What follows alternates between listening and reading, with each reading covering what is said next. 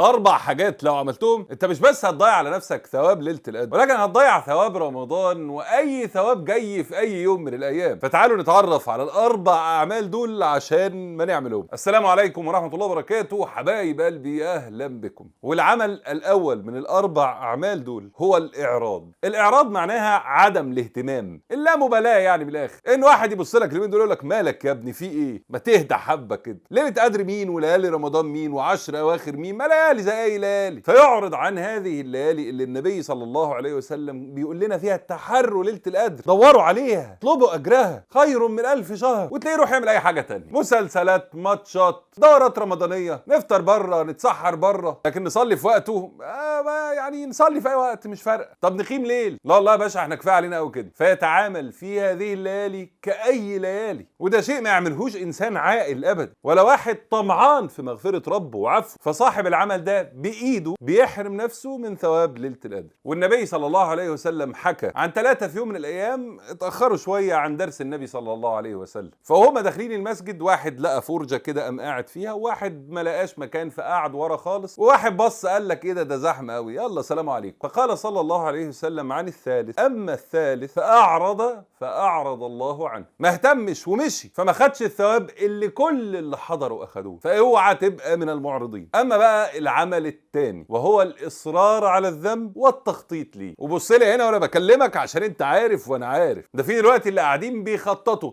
يا ترى هنقضي الوقفه ازاي؟ هنسكور منين ونسموك فين؟ يا ترى ايه خطتنا للحرام اللي هنعمله في اليوم ده؟ ما ليله العيد تحب الحرام، كل ما الحرام يزيد كل ما الانبساط يزيد. قاعده شيطانيه سابها الشيطان في عقولهم، وتسلسل بقى خلاص ما يهموش، سايب رجالته هم شغالين لوحدهم، حطهم على الاوتو بايلوت، ما بقاش محتاج يوسوس. فاللي مصر على ذنبه في هذه الايام لا بيخطط وشوف هنعمل الغلط ازاي وفين، ده فعل يحرمك من ثواب ليله القدر ومن اي ثواب. النبي صلى الله عليه وسلم في الحديث اللي صححه بعض اهل العلم ومنهم الشيخ ابن باز: ان الرجل لا يحرم الرزق بالذنب يصيبه. يبقى الرزق جاي له بالذنب يتمنع عنه، وثواب ليله القدر في رزق اكبر منه ولا اعظم ولا احلى. فاليومين دول يومين التائبين العائدين، يومين اللي هيفرحوا ربنا سبحانه وتعالى. تقول لي ايه يا امير الكلمه دي؟ يعني ايه افرح ربنا؟ النبي صلى الله عليه وسلم في الحديث قال ان الله عز وجل يفرح بالتائب كفرحه واحد كان في الصحراء ومعاه جمل عليه كل حاجته، سبيل نجاته هو الجمل ده، والجمل فجاه شرد وسابه، فلما قعد ينتظر الموت لقى الجمل واقف قصاده مره تانية. شوف فرحه الراجل ده. النبي صلى الله عليه وسلم قال ان هذه فرحه الله عز وجل بالتائب. فاللي هيفرح ربنا هيحوز الثواب، واللي هيصر على ذنبه يبقى عمل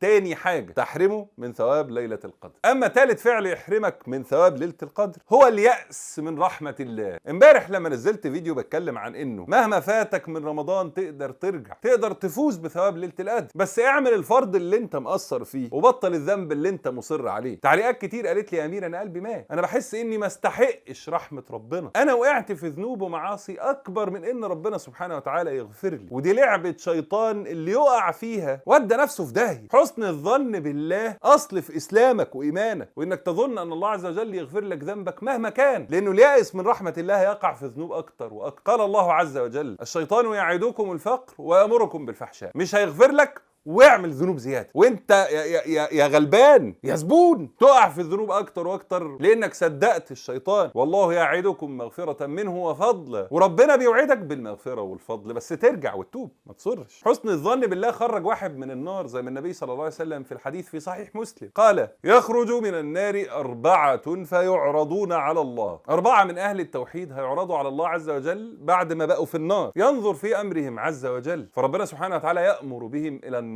لا دول لسه هيخشوا النار يقضوا فيها من ذنوبهم لحد ما يخلصوها ويخشوا الجنة. فيلتفت احدهم فيقول: اي رب اذا اخرجتني منها فلا تعدني فيها، يا رب انا ظني بيك انك خرجتني منها خلاص انا مش هرجع لها. فقال صلى الله عليه وسلم: فينجيه الله منها. بحسن ظنه خرج من النار، مش بطل ذنوب ومعاصي، بحسن ظنه ربنا ادخله الجنة، مش اداله ثواب ليلة القدر. مش بقول لك ده صاحب ذنوب، بقول لك في النار. فما بالك بيك انت يا صاحب الذنب ولا حتى الكبيرة؟ توب ربنا هيقبلك، واوعى تعمل العمل الثالث اللي يحرمك من ثواب ليله القدر. اما بقى العمل الرابع اللي يحرمك من ثواب ليله القدر هو العمل اللي احنا اتكلمنا عليه اظن في فيديو اول امبارح، وهو الذي ينظر لعمله بكبر ويتكبر على خلق الله بعبادته. يبص للناس دول لا دول مش عباد لله، انما العبد التمام هو انا. صلاه وصيام وصدقات وقيام وقصه وحدوت. اول واحد يخش الجنه والنبي عليه الصلاه والسلام، انا التاني بقى على طول. فيدخل في قلبه الكبر، ودي كافيه عند الشيطان، لانه لا يدخل الجنه من كان في قلبه مثقال ذره من كبر. وفي ناس ساعتها كتبوا لي امير، هو أنا بفرح لما بصلي، وبفرح لما أقرأ القرآن، وبفرح لما ألحق صلاة الجماعة، وبفرح لما بختم. الفرح بالطاعة والعبادة يا إخواتي دي حاجة جميلة، إنك تفرح إن ربنا سبحانه وتعالى من عليك إنك بقيت عبد ليه، أكرمك بإنك بتختم القرآن وبتصلي. ده فرح محمود وجميل وربنا يرضى عنك بيه. إنما الفرح المذموم هو فرح إيه؟ فرح قارون، إنما أوتيته على علم، أنا أستاهل واستحق. العبادة دي أنا اللي عاملها، مش ربنا موفقني ليها. الطاعة دي بشطارتي انا، مش بمنة ربنا عليا. فالفرق ما بين الاتنين مهم جدا. فخد بالك اوعى تقع في العمل الرابع اللي يحرمك ثواب ليله القدر. وبكده نبقى اتكلمنا عن 4 اعمال تحرم صاحبها من ثواب ليله القدر. العمل الاول الاعراض، والثاني الاصرار على الذنب والتخطيط ليه، والثالث اليأس من رحمه ربنا، والرابع الكبر بالعمل. تمام، عرفناهم ما نعملهمش بقى. والى هنا ايها الاحباب ده الفيديو بتاعنا النهارده. قبل ما تمشي لايك الفيديو، لايك لصفحه الفيسبوك، سبسكرايب على اليوتيوب، فولو على الانستجرام، شير في الخير الدال على خير كفاعله. للدعم على باتريون اللينك في الكومنت على الفيسبوك او الكومنت على اليوتيوب في الديسكربشن على اليوتيوب. انا بحبكم في الله. تابعوني على هاشتاج رمضان مع امير 2023 كل يوم في ال10 الاخر هنبقى مع بعض باذن الله. فيديو جديد الساعه 10 بالليل. جزاكم الله خيرا. كان معكم امير منير. السلام عليكم ورحمه الله وبركاته.